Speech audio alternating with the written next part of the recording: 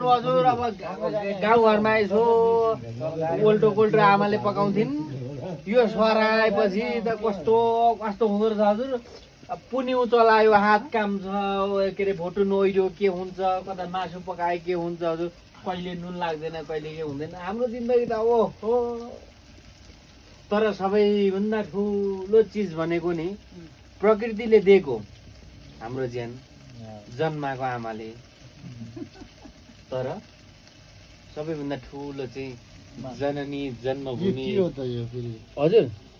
यो बेसार हजुर यो पानी खाने यो भाँडो यसरी खान सकिन्छ हजुर यसरी यो पानी हालिन्छ होइन यसरी पानी हालेपछि यसरी खाइन्छ यो पानी हो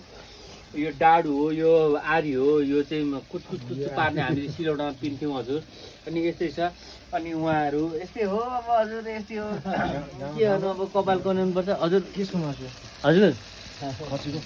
होइन होइन यो त खसीको मासुको अनि त्यसपछि चाहिँ पनि भित्र्यास काले मुटु कस्तो कुरा गर्छु बा